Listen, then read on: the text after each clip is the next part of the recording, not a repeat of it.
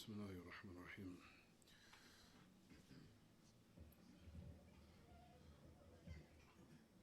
الحمد لله وحده الصلاة والسلام على من لا نبي بعده وعلى آله وصحبه ومن تمسك بسنته إلى يوم الدين وسلم تسليما كثيرا أما بعد.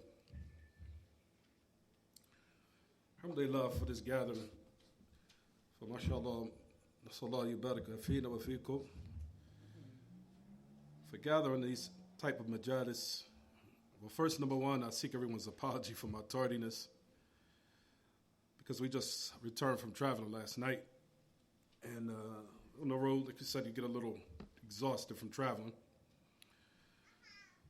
But alhamdulillah, I'm glad the brothers had the opportunity to invite me from the first time of giving a talk in this Masjid Salafi in Delaware in order to remind ourselves of important matters that concern all of us. Due to the fact that we know that we are living in some very trying times where a lot of people are inclined towards corruption and people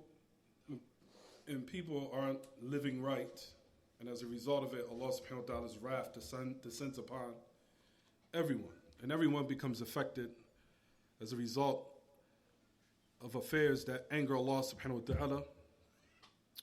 So we now want to be a reason, or we want to embark upon those matters that will allow the affairs to change for the better.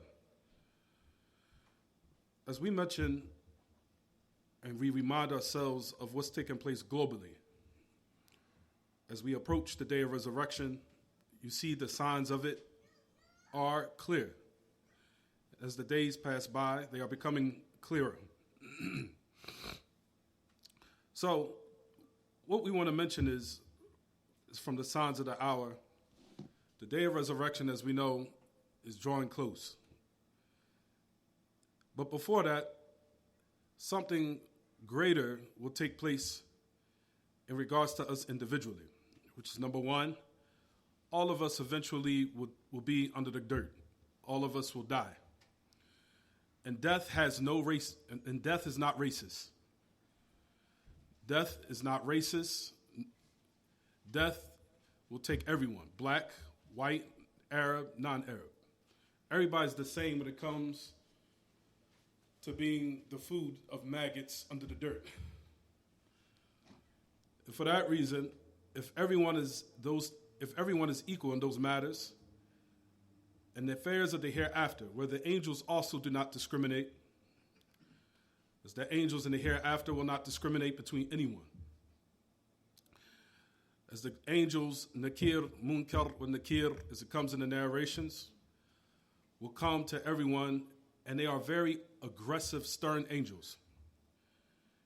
And the affair that they will investigate is not affairs pertaining to how you look, or what country you came from, or what was your color. Was you light in this world, black, dark, Arab, non-Arab? The angels also don't discriminate. And affairs, what's also connected with that is affairs pertaining to our Creator. Our Lord subhanahu wa ta'ala, of affairs that we busy ourselves with that are totally irrelevant, also will be irrelevant on the day of resurrection. Meaning they should have irrelevance with us in this world. Because you'll find that a lot of us, that's what we focus on. Focus on whether or not a person was light-skinned, dark-skinned, Arab, non-Arab. All these affairs are irrelevant in the hereafter. Likewise, with the people of Sunnah, they should be irrelevant in this dunya. They should not have anything to make any type of distinction, whether a person is better or a person is more close to perfection or a person is better than that individual based upon these insignificant affairs that Allah subhanahu wa ta'ala will not look at, nor will He judge us based upon in the hereafter. Those are the matters that we need to recognize and take in consideration. And in addition to what I wanted to remind everyone, you'll find that the signs of the day of resurrection, like we said, are becoming clearer. the signs where the Dajjal is about to be released. His fitna is now. You'll find that the fitna of the Dajjal is now. The fitna of the Dajjal is those who follow him, meaning from those, of course, where we see where the stage is being set for his inevitable release. Those people you'll find that are from his minions are every caller to misguidance, in which Allah subhanahu wa ta'ala has made as a test for these people, or made for us to either be misguided by them or for us to remain firm upon what's correct and to reject their calls. You'll find that Allah subhanahu wa ta'ala has talked about how the devils inspire callers with decorated speech to allure you, to trap you, and as a result, you could be from the inhabitants of hell. You'll find that the great Imam Shaykh Abdur-Rahman al-Sa'di, rahimahullah, that he talked about affairs as pertaining to the fitna of the Dajjal. He said that his fitna is of two types. You have fitnatuhu al-khassa, you have fitnatuhu al-amma. You'll have his fitna where he said that we will be affected by it before his release. What is it before his release? Meaning those who follow him. Follow him in all the calls of misguidance, in all the calls of what's pertaining to worship other than Allah. Those affairs are the calls of the devil, and they also from the fitna of the Dajjal. You'll find that every person that comes with decorated speech and every person that comes with some type of trickery within what they're saying in order to allure you is from the fitna of the Masih al-Dajjal. Why? Because the Masih al-Dajjal will come with similar tricks. He will come with decorated speech, and he will be given strength within his speech in order to so-called combat the haqq. But for those who stay steadfast and follow what Allah sent down, the proper guidance, will be protected. The fitna of the Dajjal is based upon the ayah, as we know, where Allah subhanahu wa ta'ala says in his book, كَذَلِكَ جَعَلْنَا لِكُلِّ نَبِيًّا عَدُوًا شَيَاطِينَ الْإِنسِ وَالْجِنِّ يُوحِي بَعْضُهُمْ إِلَى بَعْضٍ زُخْرُفَ الْقَوْلِ غُرُورًا وَلَوْ شَاءَ رَبُّكَ مَا فَعَلُوهُ فَذَرْهُمْ وَمَا يَفْتَرُونَ وَلِتَصْغَى إِلَيْهِ أَفْئِدَةُ الَّذِينَ لَا يُؤْمِنُونَ بِالْآخِرَةِ وَلِيَرْضَوْهُ وَلِيَقْتَرِفُوا وَمَا هُمْ بِمُقْتَرِفُونَ. As Allah subhanahu wa ta'ala says in his book, we have made for every prophet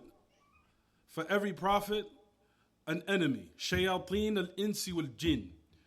The enemies of the devil from the human beings and from the jinn, where they inspire one another with decorated speech to allure you, to trick you, to come with something that will bewilder you and astonish you based upon what you hear from that decorated speech. Allah subhanahu wa ta'ala, notice he says, وَكَذَلِكَ جَعَلْنَا, we made. Meaning we allow these evil people to do these type of affairs. So the affair still returns back to Allah. Allah allowed it to happen for a reason. From those reasons is to test the creation to see if they will stay steadfast upon what's correct, or will their feet slip until they fall into misguidance. So notice Allah himself said he allowed that to happen. He allowed the shayateen, the devils, to do what they do, to come with their trickery and their different types of traps that they set for humanity in order for them to be misled by it, and as a result, falling into hell if they die upon it. That is from the signs of the hour that we see now. The signs of the hour, you'll find there are many people with decorated speech out there. And there are many people that have ulterior motives in their hearts. People who have evil intent, or their intent is just to gather or amass many followers. Regardless of what they put out, or regardless of what they broadcast, or what they promote of content in order to what? Mislead the people. They don't care about the proper cultivation of the people. Nor do these callers care about a tasfiyah with tarbiyah, the proper cultivation of the prophets, which is to purify the people, which is all called a tasfiyah. Tasfiyah is purification. Is time already? No problem. Keep going.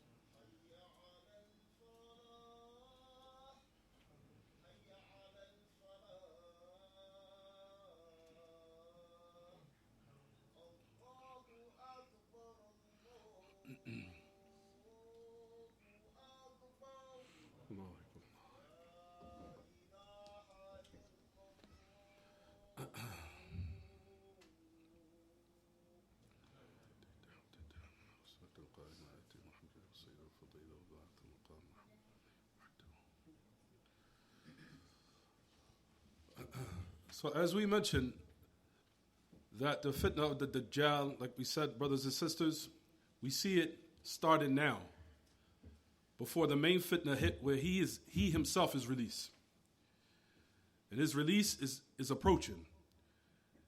And things and affairs will really become trying in regards to what we see now. We see the affairs are very trying now in so many ways. And we see the civilization as a whole is collapsing all around us, which is an incentive, and it should be a reason for us to start holding on to what Allah has sent down, a revelation, so you can save yourself from imminent destruction that Allah has mentioned in one of the shortest surah in the Quran, Surah Al-Asr, where Allah said that every one of humankind will be in inevitable loss. وَالْعَصْرِ إِنَّ الْإِنسَانَ لَفِي خُسْرٍ. Meaning, all of mankind will attain destruction. All of them. And the only one who will be saved is based upon what Allah gave the exception for those who will be saved in that ayah, Surah Al-Asr. إِلَّا الَّذِينَ آمَنُوا وَعَمِلُوا الصَّالِحَاتِ. Except those who firmly believe in what Allah has sent down of Al-Aqidah As-Salafiyah and the pure belief and affairs that's connected with creed and the pillars of the religion, making sure that one establishes those matters in the best way possible within himself, is the only people who will be saved. And those who implement the authentic sunnah, embarking upon the obedience of Allah, is what will save you, and it will be a shield and protection from you from these devils out here. We're not talking about the white man. We're talking about those who intend evil, regardless of what color and background they're from. You want to be protected, and you want Allah to give you insight where you can smell a rat. And those who embark upon obedience and sincerity, Allah will give you that furqan. He will give you that criteria to distinguish between haqq and batil, and listen to people's statements and analyze and say something's not right about somebody. Something's not right. Something's not straight. But the only people who will attain that type of furqan is those who have Ikhlaas. Number one, simply submit to the name of your masjid. Al-Ikhlaas. And those are the people who Allah will only save from those who remain firm upon that Ikhlaas. And we talked about Ikhlaas in your worship of Allah. And in addition to holding fast to what the message of Allah was sent with, every single day making those supplications, keeping yourself connected with Allah in every type, shape, form, or fashion, whether it be for you before you walk in the bathroom, when you get in your car, when you wake up for Fajr, before you go to sleep at night. All these affairs, Allah will give you a protection and grant you that fortification, that shield that you need to be shielded from the devils in this world. Because wallahi, brothers and sisters, the devils come in so many shapes, sizes, and colors. and they are more slick with their tongues than you will realize. They know how to speak very well. They know how to put a mask on. They know how to be very deceitful. And the only one that can protect you is Allah subhanahu wa ta'ala. And then after that, you putting forth and being diligent in the reasons that will give you protection from those supplications and those affairs of obedience.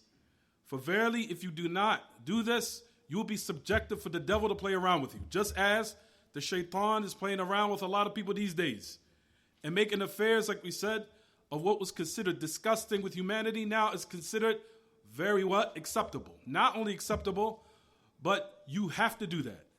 And those who remain firm upon what's correct, you are considered very strange. And this is also the topic that we'll speak about. So you have, as we mentioned in regards to the shayateen, from the devil himself and from his minions, as we know, are those who are attacking the human beings every day. Why? Because Allah subhanahu wa ta'ala has told us that the shaitan is our enemy. And he despises you, O children of Adam. He doesn't want any good for you. He wants you to be from the inhabitants of hell. Inna shaytana lakumul adu, fattakhidhuhu aduwa. Innama yad'u hizbahu, yakunu min ashab as-sa'ir. Verily the devil is what? Verily the devil is a clear enemy to you. So take him as an enemy. How do you take him as an enemy? You take him as an enemy by holding on and steadfast to what Allah sent down. That's how you take him as an enemy. Not by merely saying that he's an evil individual.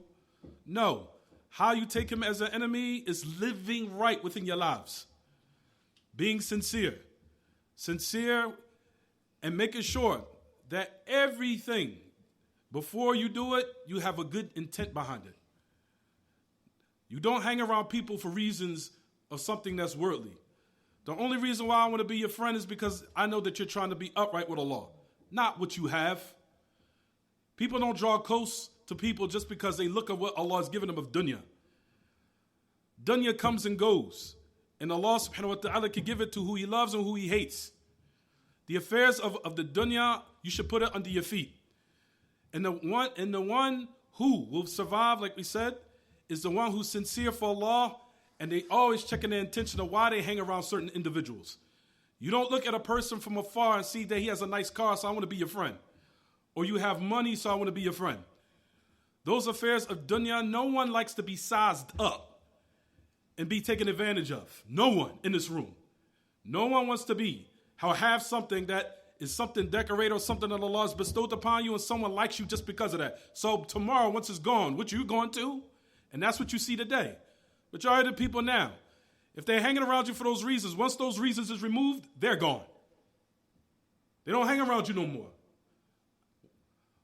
Or individuals that utilize you just to get where they need to be. They go from one aspect, so I'm going to utilize you to get where I need to go. So eventually, once I get what I want from you, I'm out. Those are the affairs that one needs to alleviate and make sure those intentions are not in your chest when you're around someone. Because like we said, brothers and sisters, the dunya can come and it will go. And the dunya, like we said, and those affairs of it are lowly. Those affairs you want are people around you that are sincere. And Allah subhanahu wa ta'ala will bless you if you have those good intentions, wanting good for people and not just hanging around them for what they have of worldly possessions and worldly matters. Those matters, as you said, are from the affairs that shaitan has said to his Lord subhanahu wa ta'ala that they will be saved. As it says in the ayah, he says, فَبِعِزَّتِكَ لَأُغْوِيَنَّهُمْ أَجْمَعِينَ إِلَّا عِبَادِكَ مِنْهُمُ الْمُخْلَصِينَ. And it didn't say mukhlisin, it's a mukhlasin with a fatha on top of the lam. He says, by your izzah. And the shaitan is swearing by Allah's one of his attributes, which is to let you know that the devil, that he believes in the names and attributes of Allah. That he believes in the uluhiyyah, rububiyyah, wal asma wa sifat, and he believes in the ulu of Allah and the qadr of Allah. From the proofs of that, the shaitan says, فَبِعِزَّتِكَ لَأُغْوِيَنَّهُمْ أَجْمَعِينَ. He says, by your izzah, by your might, I will mislead all of them to the hellfire. Which is to let you know he hates you, O children of Adam. I will take all of them to hell. And I swear by you, O Allah, to let you know that he's in fear of Allah. The shaitan is in fear of Allah subhanahu wa ta'ala. He says, except those from amongst you who are mukhlasin. Those who have ikhlas. You'll find that the great Ibn Uthaymeen mentioned about this particular verse. He said that the affairs of ikhlas was what will save people in this world. Starting with their intentions, of course, and those who keep their affairs purified with Allah in regards to the tawheed of Allah and the sunnah of the message of Allah, and they're keeping their intentions always pure, not having no ulterior motives, no ulterior goals, no political goals, not want to be in charge, not want the chair, not want to just crack the whip with people, not want to now show I could be dominant, I'm going to show you my dominance. So these affairs, brothers and sisters, will allow you to attain imminent destruction. Stay away from these matters. Person always are checking their intention that I love you only for Allah. I only want to be around you because I want to aid you, and maybe you can aid me in aiding my affairs of making sure that my religion is intact and stays intact. And it says in the ayah, إِلَّا عِبَادِكَ مِنْهُمُ الْمُخْلَصِينَ, except from those believing slaves that you have saved and kept pure. And it says in the ayah, مُخْلَصِينَ is as if Allah protected them. مُخْلَصِينَ, as if they've been saved by Allah. Allah kept them pure, protected from all the affairs of destruction that the people will follow behind. The affairs of the shaitan, and from his greatest, like we said, trial and tribulation, as we mentioned in the beginning of the talk, is the Dajjal, and he's coming. And his affairs you see all around you taking place, brothers and sisters, his call is now. The stage has been set for him, and it's been laid out, and the people are accepting it wholeheartedly. From the affairs of the Dajjal, which is also from the minions of the devil.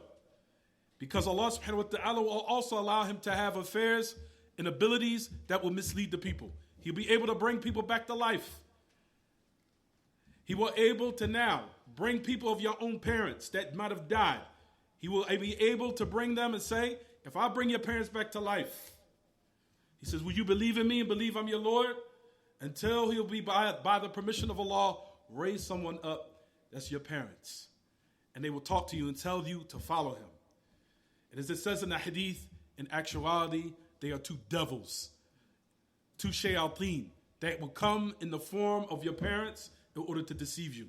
These affairs are all, like we said, taking place right now, everyone. From the different calls of what you see, of the different social media platforms, of what you see of all the callers now.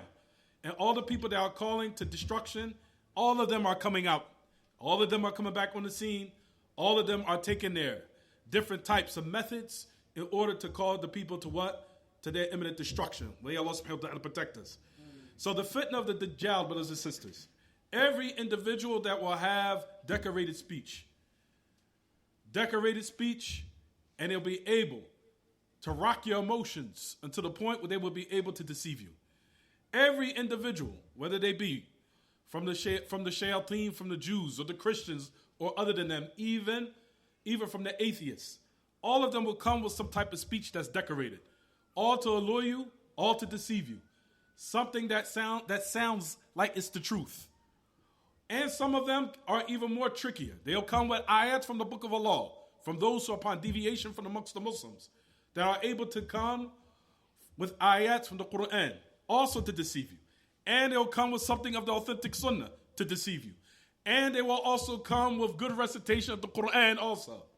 That's another affair you'll find in the hadith of the Messenger of Allah sallallahu alaihi wasallam, where he said, أَكْثَرُ مُنَافِقِي أُمَّتِي فِي قُرَّائِهَا. As you'll find in the hadith also has been collected by the great Imam Al-Albani Silsila, where he also mentioned, said, the majority of the hypocrites of my ummah is in its reciters. أَكْثَرُ مُنَافِقِي أُمَّتِي فِي قُرَّائِهَا. Majority of the hypocrites of my ummah are amongst their reciters. How many reciters out there that Allah has granted them good recitation that the Muslims love to hear all day? Not realizing what these people are upon and what do they hold in their chests of what they utilize as methods in order to mislead the Muslims. All these affairs are in front of us today. You'll find that it is all around us, all the different signs.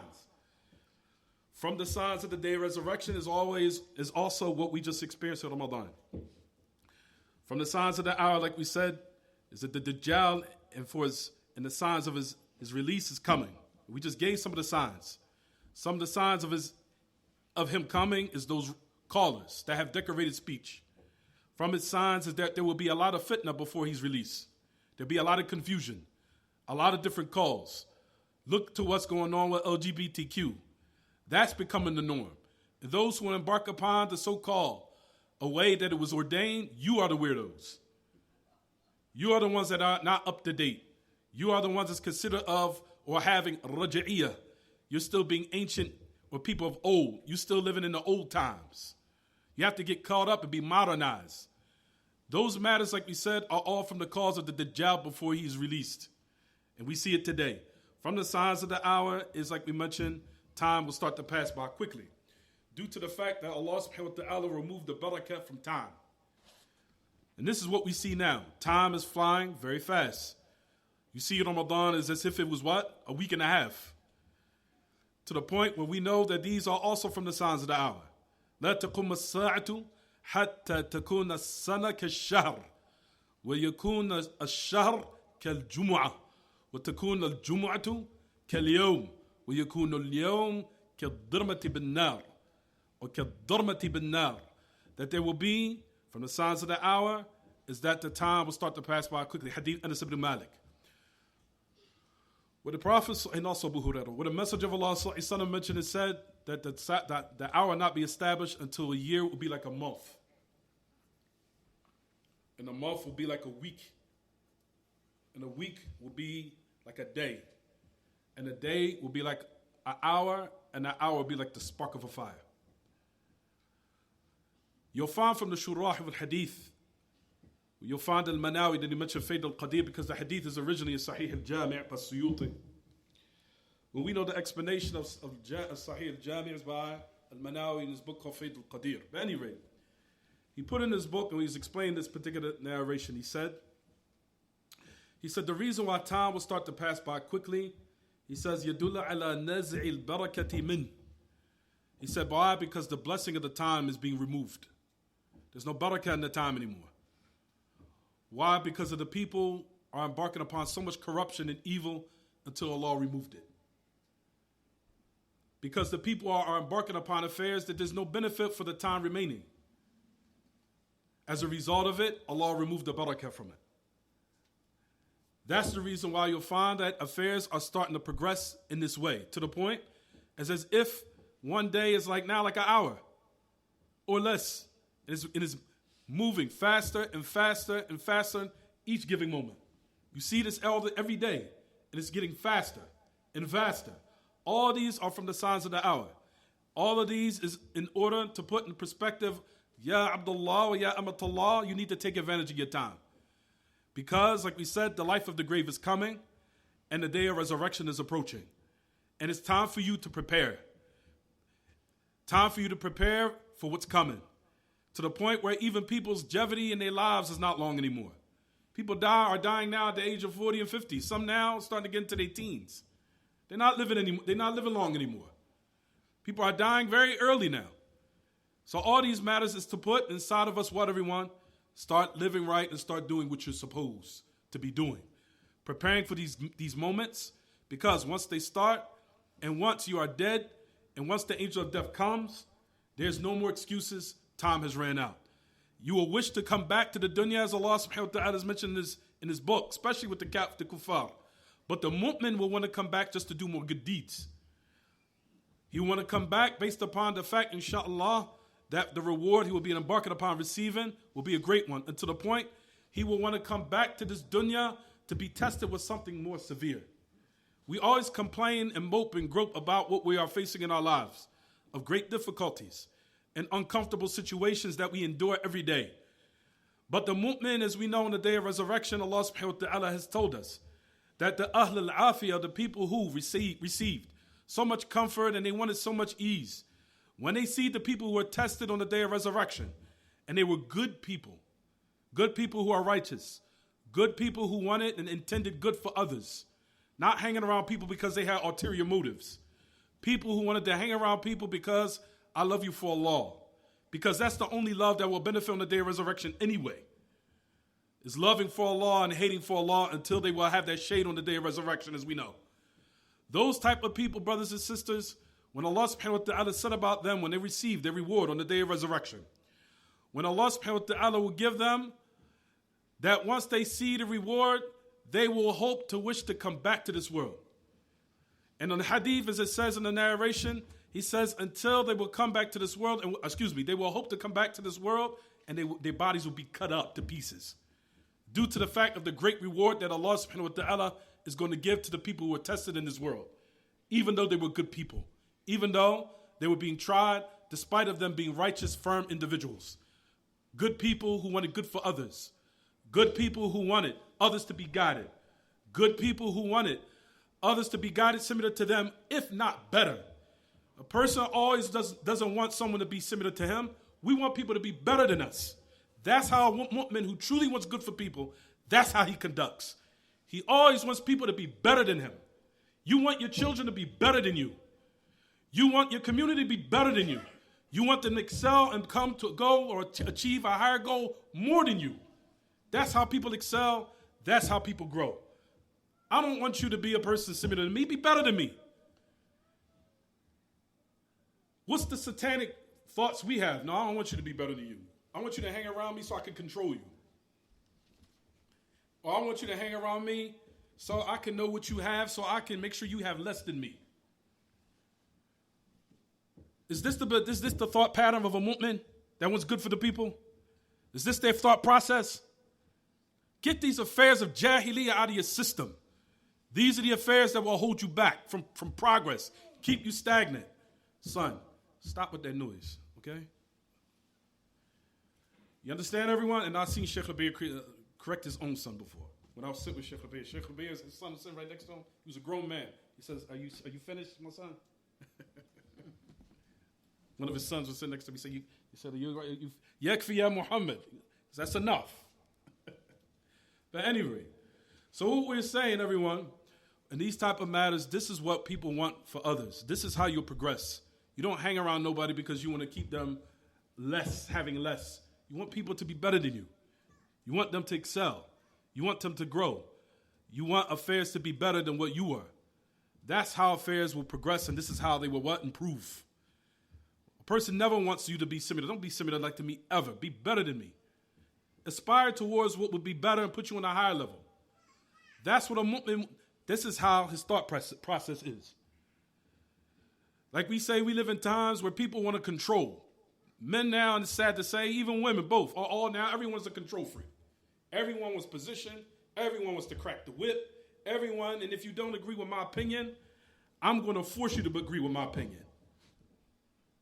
And I might set out in order to do something to destroy you because you didn't accept my opinion. Narcissistic type ways. This is all ways and mentality of the devil in which people have adopted as a sickness. And at the end of the day, it causes destruction for all of our communities, all of our societies, and all of our brothers and sisters as a whole. These are from the signs of the hour that Allah subhanahu wa ta'ala has given us to recognize. So we have first, number one, the fitna of the Dajjal. Number two, you have the fitna of time passing by quickly. Number three, you have the signs from there's an abundance of earthquakes. We seen what happened in Turkey a couple months ago, and Syria, both. And these affairs will continue, and they will continue, and they will continue. Signs from the hour, telling people you need to start living right. This could be your case. You might come home and find that your house collapsed. You might come home and find that your house, the ceiling is caved in. That you don't have nothing of food to eat when you come home. Things could be worse, brothers and sisters. To take in consideration how we need to appreciate these ni'am of Allah that Allah has given us. And that these affairs that we take advantage of every day, not being appreciative.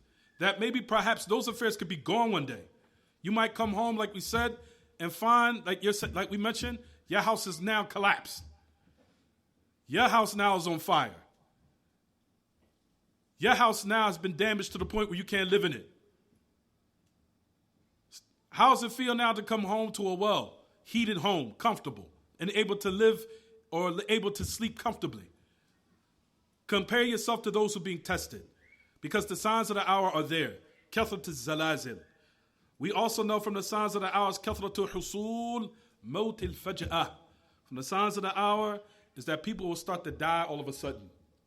Sudden death. As it comes to authentic narration, لا تقوم الساعة حتى يكثر موت الفجأة. That the hour not be established until there will be a widespread of sudden death. You even see this now in front of you. Widespread of sudden death of all ages. Ages, you'll find that people are dying. All of a sudden. I just seen so-and-so the other day. How did he just die? I just saw him and spoke to him the other night. I just talked to him last week. We just went out to eat. What happened? Mawtul Faj'ah. Sudden death is now what? Being widespread. You see it.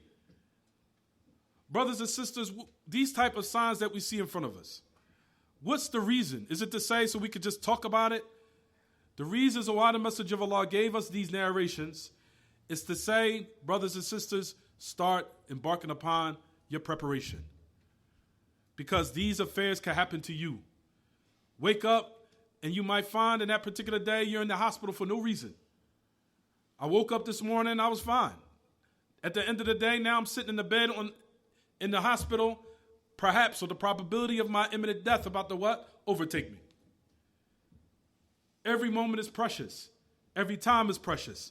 Time is of the essence, and time is your life. And time is what we will also be held accountable for. Time is what Allah subhanahu wa ta'ala will hold us accountable for on the day of resurrection. Why? Because your lifespan is your what? Is the time. And time is your lifespan. Hadith of the Prophet sallallahu alaihi wasallam where he mentioned this narration. لا تزال قدم العبد يوم القيامة حتى يسأل عن أربع وحتى يوقف على أربع عن عمره كيف أفناه. I thought there was another thing. عن عمره كيف أفناه وعن شبابه كيف أبلاه وعن ماله من أين اكتسبه وفيما أنفقه وعن علمه ماذا عمل فيه. As the Prophet ﷺ said, that the affairs of accountability on the day of resurrection will continue and continue and continue, and it will be severe. And Allah will keep investigating and scrutinizing until every one of us will be stopped. Stopped to ask 4 questions. Number 1, your time. How you spent your time. Your life. What did you do with it?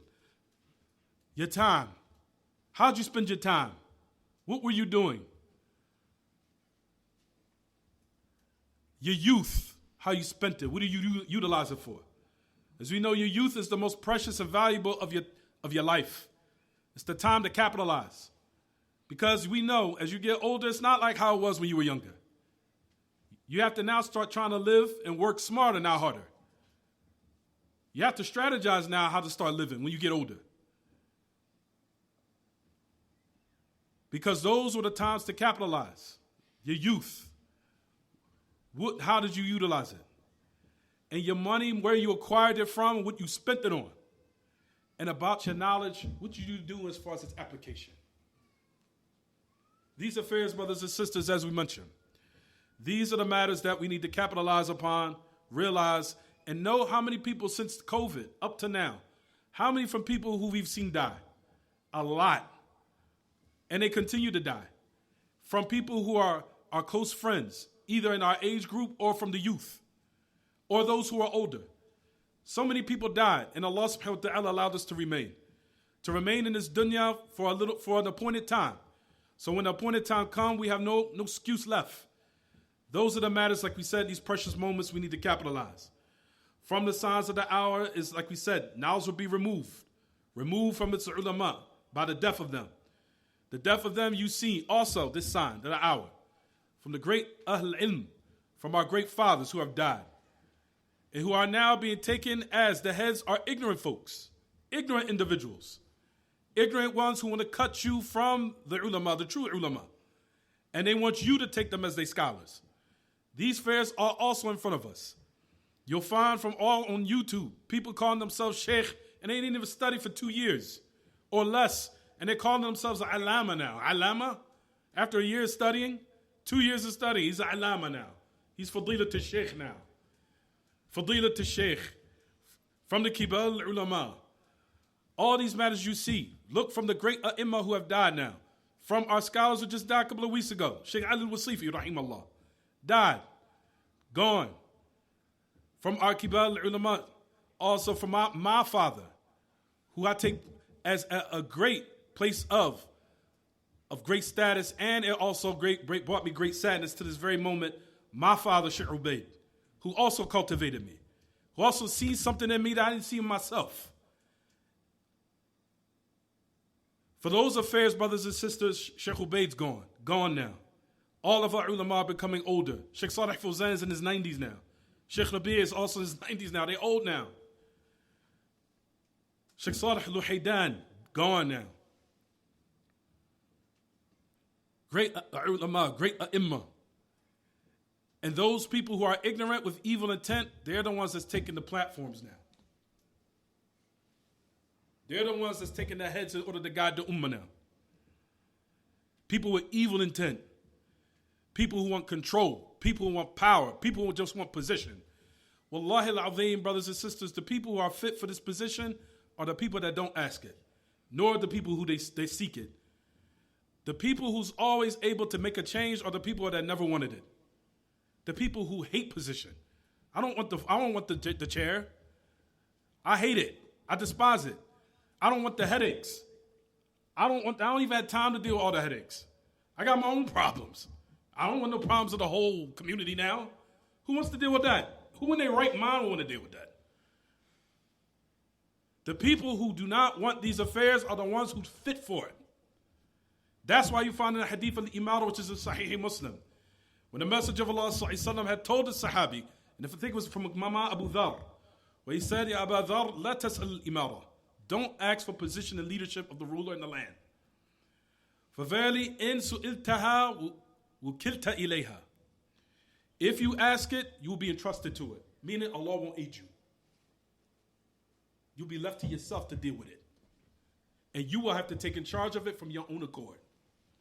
And we know the hadith of the Messenger of Allah ﷺ, where the Messenger of Allah used to constantly tell us, Allahumma rahmataka narju wa arju, fala takilni ila nafsi, tarfata aynin, wa aslih li sha'ni kullah, la ilaha illa ant. Oh my Lord, the mercy of you I hope for. Don't entrust me to myself a blink of an eye.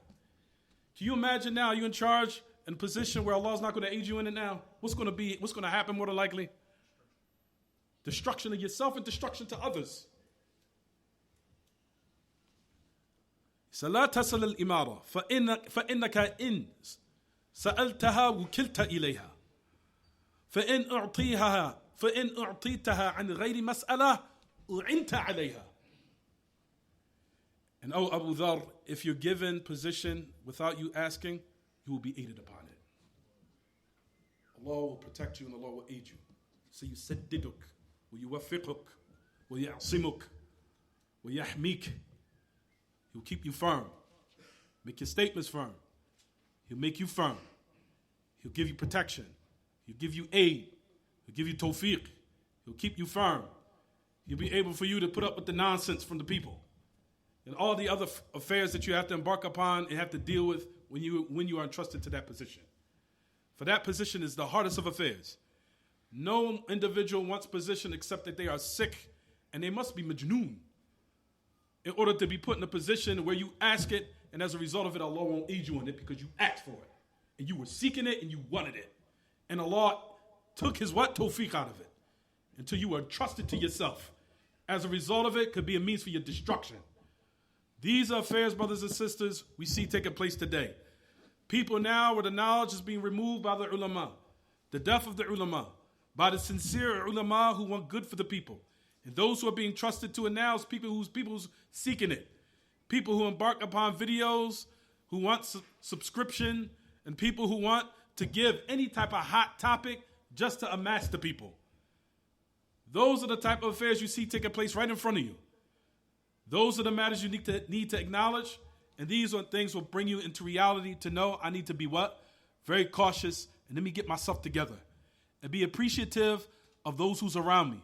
Even though they might not be famous, they might not have that notoriety that certain individuals have, but maybe this individual is sincere and he doesn't want to be known. Those people who are truly fit for these positions are people that stand in the back, they don't want to be known. They don't want the camera. I don't like people to know who I am. They're hiding. Scared. Why? Because they want to protect their heart. Their heart from being what? Tested with something, a riyah, of showing off or fame or notoriety. And they know that they're going to be asked about these affairs. And from the most greatest of affairs that the Salaf used to even say that they used to struggle with is protecting my heart and my niyyah and my intention. If that's with them, what about us? What about us? Whose way has no comparison to the iman of the Salaf. That we could be easily what? Dragged into those affairs until we're destroyed. Those are also from the matters of what we just mentioned. The Prophet ﷺ also said that these times and these type of affairs we see are from the signs of the hour. You see it, brothers and sisters. From them is that estrangement will become severe amongst the people of the Sunnah. Those who are greatly sincere. Every time, brothers and sisters, you are sincere, and the more you check your niyyah, every time you open a book, every time you recite the Quran, the more your trial will become greater. Every time you are a person that's struggling to be upright, and it seems that you go up a level, it seems like the tests get harder. That is because that is the sunnah of the salihin. أشد الناس بلاء من الأنبياء ثم الأمثل فالأمثل. The most severest of people who are put to trial and tests are the prophets. The prophets were beautiful individuals, beautiful people. All they did used to go pray to Allah, call the people to Tawheed, go home and that's it. Pray at night and go to sleep, wake up, inshallah, I'll do another day. Didn't want money, fame, nothing. Beautiful individuals, beautiful people, simple life, call the people to Allah, call the people to the Sunnah, be firm, worship your Lord, actualize your reason of why Allah created you, and they went home. Despite of that, the cause and the minions of the devil attacked them. Those who embark upon that same path is also what? The same thing is going to happen to them. Said it to me all the time. I could be minding my business somewhere. Me, myself, it happens to me all the time. I'm minding my business. Somebody got their name in my mouth. Oh boy, here we go. Man, what did I do? Why can't nobody leave me alone? Pushed inside of something, like, oh, here we go. That's the fitna that you got to deal with. The fitna of the Anbiya. Fitna of the prophets. And I talked about this when I was in Richmond, Virginia, how the Prophet ﷺ was put through the greatest of trials. You would think, based upon the fact, if you didn't have proper iman, that if you a person who's a non-Muslim reading this, be like, God must hate this individual. How much pain and torture he has to go through. Muhammad ﷺ, the greatest of all prophets and messengers. And he's going to receive Jannatul Firdaus in the hereafter. But look what he had to go through. Had to go through wars. Family making war with him. His own family, his own uncle. Your own uncle making war with you, trying to kill you? Then your family's involved. Some of your family got murdered. You were born an orphan. The Prophet ﷺ was born an orphan. Mother and father not there. And that's for our brothers and sisters in this room to say, nobody knows what I'm going through. I didn't have my mother and father. The greatest of all prophets and messengers didn't have his mother and father in his life. Where is he? Jannatul Firdaus. So don't let any idiot come to you and say, oh, you're nobody. You never had no mother and father in your life. I come from such and such family. The Prophet ﷺ didn't have his mother and father either. He's better than every human being walking in this dunya. And he's better than all the prophets and messengers together. So what you got to say about that? أَلَمْ نَجِدَكَ يَتِيمًا فَآوَى وَوَجَدَكَ ضَالًا فَهَدَى وَوَجَدَكَ عَائِلًا فَأَغْنَى. When you're not yatim and we gave you shelter, Messenger of Allah ﷺ, all of his sons died. All of them.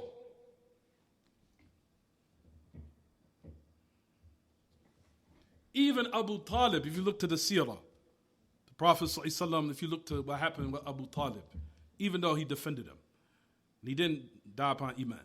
Abu Talib, you'll find that Abu Talib, even at a certain time, told the Messenger of Allah, came to him like he said, why don't you tone it down a bit? Like you're doing too much. People are trying to make assassination attempts on you now. Can you imagine that? Assassination attempts. They even tried to do an embargo on the Messenger of Allah and his companions in Mecca. Everyone knows what an embargo is, right? They put sanctions on them. They put sanctions on, basically, what do Catholic countries do when they want to put embargo on a country? They make sure nobody purchases from them their resources, so their land can be established economically. So they'll tell all the other countries, don't buy from them. Don't purchase nothing. Even though they have resources, they can't capitalize if nobody buys from them. That's called an embargo. They did the same thing to the Prophet ﷺ when he was in Mecca. To his companions. In Mecca, when they were in the hills, when they retreated from everyone, trying to be away, they cut their food supply off. They cut their supplies off. Told the people, don't go there. Don't give them aid. Don't give them nothing. All of that to put what? Pressure. Who had to take the brunt of it? The Messenger of Allah sallallahu alaihi wasallam. He had to take the brunt of it. The Messenger of Allah, you see now the food, the people, supplies being cut off. Don't you see the affairs are becoming too critical now? Just tone it down a bit. These are the affairs the Messenger of Allah had to endure. And that was in the early part of Revelation. That's not talking about what came later in Medina when Badr and Uhud and all the other types of battles went through, and he had to go through. That was before that. Us, if we experienced that in the first year and second year, I'm cool. Can't take it. Too much. My uncle's involved. My uncle trying to kill me. Then my other uncle's now involved trying to protect me. He might be killed. He's subjected to murder. Now even the food supplies getting cut off. Not only that, I got to stay here. Then we got to go to another country, Habasha, in Africa, to escape the adversity of the people of Mecca. And not only when they went to the Sahaba went to Africa, the enemies followed them there. The first couple of years, the people would one of us would probably be like, I'm good. This is too much. Can you imagine that in addition to the wars that the Messenger of Allah had to be involved in? War.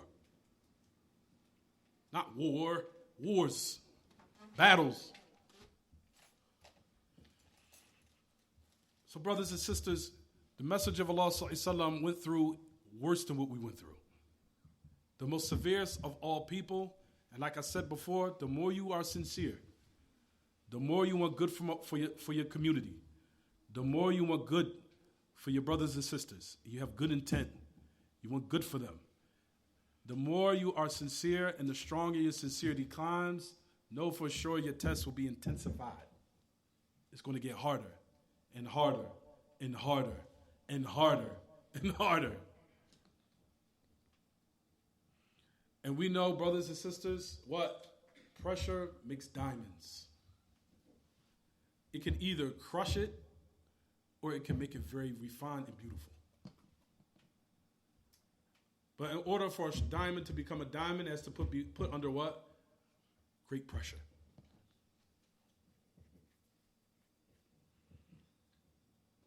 And those are the affairs you're going to have to endure. And these are the matters that we have to do in order for ourselves to be protected from we see what's going on outside. These are your family members here in this community. The Salafis are stronger than your family ties. They're stronger. These are your family. This is your family. The Salafis are your family. These are the ones who's going to be there. These are the ones who will take a bullet for you. This is the Salafis. I've said that to so many people. Are you Salafi? You love Allah and His Messenger? I'll take a bullet for you. Yes, I will. I will take a bullet for anyone who loves Allah and His Messenger and loves this blessed minhaj. Take a bullet for you. Will you take a bullet for me, though? That's the question. Because some people, you get a sense from them, questionable. You understand, everyone? Those are the matters that we have to examine. Those are the matters we have to check. Those are the matters that's going to keep us loving for each other and loving for Allah subhanahu wa ta'ala. Love for Allah, love for His Messenger, love for this blessed minhaj, love of the Sahaba. All of those affairs will make you a strong, beautiful individual. But know for sure, the more you are sincere and the more you live right, it could be possible that your situation could become more tested. You're going to receive more tests. And it's going to come. But Allah, and Allah knows best, He might be preparing you for something great. And in order for you to be great, you have to be ready. So it's as if Allah is getting you ready. So when it comes easy. Some fitna I hear, I'll just be like, that's old. I ain't worried about that. Why? Because it's easy now. Been through it. Been through that 30 years ago. That's just a regurgitation of some old nonsense. Who cares? Allah knows what the greatest test is, where something that really is going to make you it's going to take a sword and stick it right in you. And you're like, ooh, that hurts. I can't believe so-and-so did such and such. That's when it really hurts, is when you're going to really get tested. It could be someone from your own ranks, someone from your own family, someone who you'll take a bullet for. They might do something to you. That will be your test to see what you're going to do. Are you going to act out? Are you going to regress in your religion? Are you going to now deal with it in a manner that's displeasing to Allah? Displeasing to Allah subhanahu wa ta'ala? That's how you're going to deal with it? Or are you going to deal with it in a manner that's pleasing to Allah, that's going to bring a better outcome for everyone? That's how you deal with affairs. It is hard sometimes, trust me. It is very hard sometimes. Because everyone is a human being. If you're a human being, you'll be ready to retaliate and grab an individual and just smack him one time. You understand what I'm saying, everyone? But at the end of the day, you can't handle it like that. That's why you'll find that they say that the dawah of this dawah is a dawah for true men. Not men that say it, men that really live it. And that's why you'll find the ulama mention and say that this dawah is only for men. I just all this information. I gotta stop here. The last thing we'll mention, we'll close out. The affairs of ghurba. You see it now. Ghurba, estrangement. Person being a stranger. These are the affairs we're living now, brothers and sisters. What is ghurba? Ghurba ahl sunnah. The estrangement, or person being a stranger. What does it mean? Ghurba ahl sunnah, despite of all the corruption that's around him.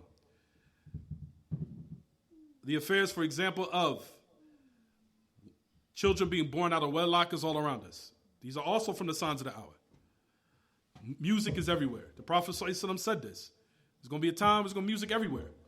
All over the dunya, there's music everywhere. Anywhere you go, I don't care what country you go to, you'll find there's music. Prophet ﷺ spoke about this affair, how it's going to be widespread.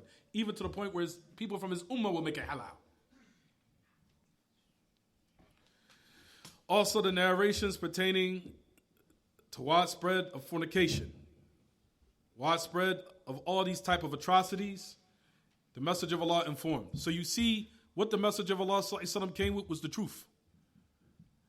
However, he talked about that the people who will remain firm despite of everything that's going on around, they are considered the ghuraba. They are considered the strangers. They are considered the people who are ahlul ghurba. People who will be considered strange. And when we say strange, we don't mean looking strange because I'm trying to do me. No. The meaning of the hadith is you're clinging to what's correct even though the people are embarking upon corruption. The rest of the society around you is embarking upon LGBTQ. You're remaining firm upon what pleases Allah. The rest of society is embarking upon voting and upon Kafir politics and non-Muslim politics. You're remaining firm and steadfast upon. And you see the majority of the people are doing it. Even you'll see from our brothers and sisters that are probably involved themselves in it. But you staying firm. They're not going to now involve themselves in a nidham taghuti. And the nidham that's from the tawaghit. Where Allah subhanahu wa ta'ala commanded you to disbelieve in and hate. You see the majority of the people now are involved in certain affairs of fornication, adultery, homosexuality. And the majority of people are doing it and they consider it to be normal. And you are staying firm upon what's correct. You're going to be considered to be a strange individual. You're a person that don't want to embark upon affairs of murder, killing, rap music. And rap music now is so satanic now, it's so clear now. Anyone that doesn't see it, something must be wrong with you. It even sounds satanic now. It used to be hidden. It used to be decorated. But now it's becoming clear. It's truly the voice of the devil. Even now, the non-Muslims are saying it. Man, it does sound like so devilish. Sound like it's just calling children to do, yeah, go commit murder. Go commit murder. Go kill it. Yes, do it. Do it. It's beautiful. And the kids are going around doing it.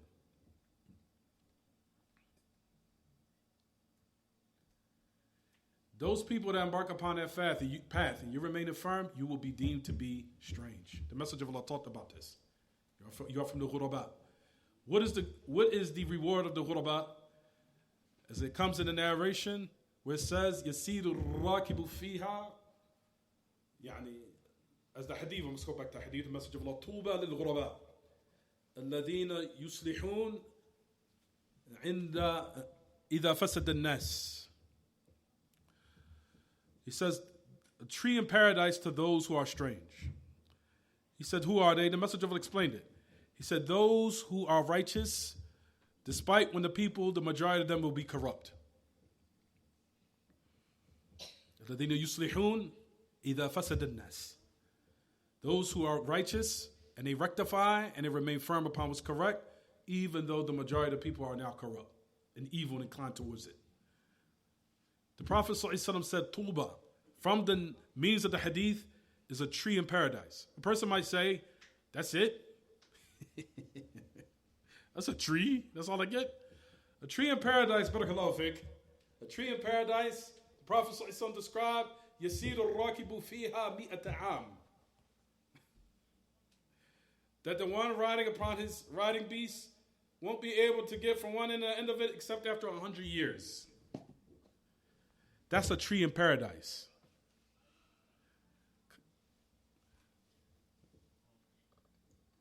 Understand, everyone? That's a tree in paradise. Not a tree like how you see the tree outside. Oh, that's it? That's all I get? No.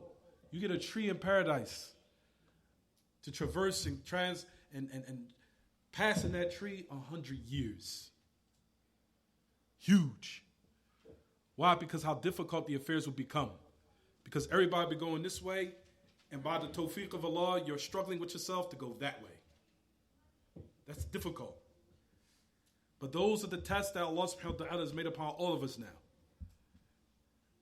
And I'm going to leave off this because I know we have to pray and it's late now. My apologies for being long-winded. I have more information. Anyway. But now we say that it's incumbent upon all of us to refer back to our usul.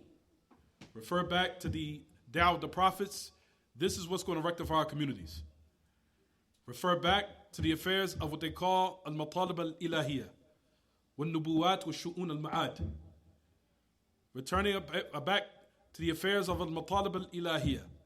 All the affairs is connected with the tawheed, the rububiyyah, wal-asma wa-sifat of Allah. Those are the affairs that we have to revert back to during times of fitna. Fitna, when it comes and when it hits the fan and it becomes very critical, you go back to your usul.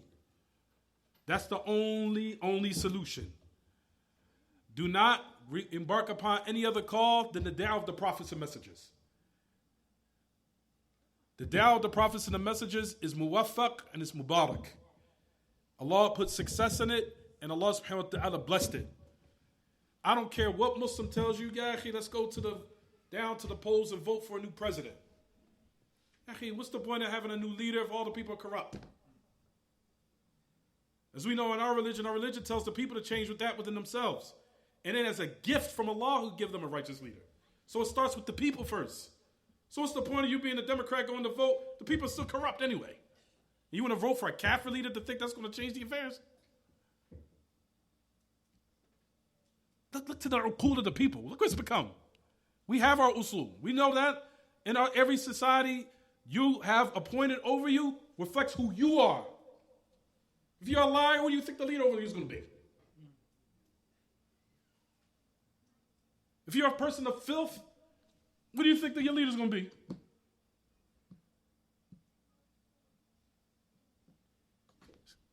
No brainer. That's the affairs, like I said, everyone, and this is where we'll stop, inshallah. Sorry if it took us a little long. But those are the matters, inshallah, we'll try to come back. And my apologies for waiting all this time to come up here. It's like Shaitan doesn't want me here. It's like Seems like every door I try, it's like something happens. You're like, what does Shaykh don't want me to come up here? Block Abdur-Razzaq to get up here. Block him. Like, any other questions? Any questions? We'll stop here, inshallah. Any questions? About the lesson. It's a lot of them. We don't have time. It's a lot. A lot of them. That was just a touch of them. Touch or glimpse. There's more. There's a whole book on it. There's a lot of books on it. From the best books of these times, there's more books in the past, but one of them is Ithaf al-Jama'ah بمعرفة إشراط الساعة by the great Imam Shaykh Hamoud al-Tuwaijiri, rahimahullah. It's 3 volumes. He said, encompassing the Jama'ah, meaning the people of the Sunnah, by attaining knowledge of the signs of the hour. And he gathered all of them. All of the narrations in the Kitab and Sunnah. Sisters, we can hear you up here. In the Kitab and in the Sunnah, and also the narrations of the Salaf, of the Sahaba, and the hours to come, and the signs to come. Talked about all of them. For example, how wealth will become abundant. About how, for example, in the ends of time, zina will become prevalent. Like even to the point where people will be fornicating on the roads right before the hour is established. Sisters, we can hear you talking and laughing. Also, for example, the signs of the hour. From the signs of the hour, right before the day of resurrection, is that the people will go back to polytheism and worshiping idols again. From the signs of the hours, the Kaaba will be destroyed. There's a narration about from someone from Habasha will come and destroy it. Someone from Habasha. He will come and destroy the Kaaba. It's from the signs of the hour. Now, also from the sign, we could go on and on and on and on and on. From the signs of the hour, and yuftah al-qalam, that the pen will be opened up. What does that mean? Min ashrat al-sa'a yuftah al-qalam, that the pen will be opened up. The meaning of the hadith is, it's not necessarily something negative, not in the general sense. It could be negative and positive. Meaning there will be an abundance of literature widespread. Now all you got to do is go to the library, go to even a non-Muslim library, a whole bunch of literature. Well, no, nobody goes to the library anymore. They do everything online now. But you get the point. There'll be abundance of literature. And a lot of people talking in different avenues and different fields. There'll be a lot of people writing a lot of literature. And in regards to whether it be positive or negative, the point of the matter is there will be an abundance of literature everywhere, which is true. Like I said, if you go back to the times where we used to go to the library, how many books you see? Thousands of books of literature. That's the meaning of the hadith. That's from the signs of the hour. From the signs of the hour is the widespread, for example, as we just mentioned, of illegitimate children. Children will be born out of wedlock. It'll be widespread. From the signs of the hour is there will be a lot of women. And that's where it's going. There'll be a lot of women and there'll be a small amount of men. There won't be a lot of men. Until the Prophet ﷺ has said that there'll be what? One man under them who will be running their affairs is how many? Some of the narration says 40 and some will say 50. 50 women to one man. From the signs of the hour we see now that the Arab and the Bedouin Arab who used to be poor until he will be attain wealth to the point where he'll be building and they'll be competing to build the tallest buildings. That already carried out. The Messenger of Allah said that, and that's done. The biggest tower now is where everyone? It's in the Emirates, Burj Al Khalifa. Go back 50 years ago, none of that was there. They were Bedouins. They didn't have much money. What the Prophet ﷺ said, Hadith Jibreel, actualized. Until what happened, of course, with the people from the Emirat, which is I think is Muhammad ibn Khattum, who's the one who's the ruler. His father before had all designed where we now know that the land, where he had a tremendous infrastructure. If you see how intelligent he was, even though they were Bedouins, they was extremely intelligent. How he built so much of an infrastructure, which you see of the Emirates today, to the point where the Messenger of Allah said that they will start competing and building huge towers. The biggest tower now in the Middle East is where? Not in the Middle East, in the world is where? In the Emirates, in Dubai. Burj Al Khalifa is the highest in the world. The Messenger of Allah said that. It happened. Not only to stop there, now the other Arab countries are starting to compete. They're trying to build one in Jeddah now, a high tower. They're trying to outdo the people in the Emirates. Also, they're starting to build another tower within Egypt. I heard that they're starting to build like a high tower. And in the Saudiya, they're trying to build a high tower. What are they doing? Messenger of Allah said what? And takuna, what about the Arab? Al-'adatu ri'a ash-shay yatatawaluna fil bunyan. He said that they start competing and building huge buildings. Sisters, we can hear you talking, and we can hear you speaking and laughing. You understand, everybody?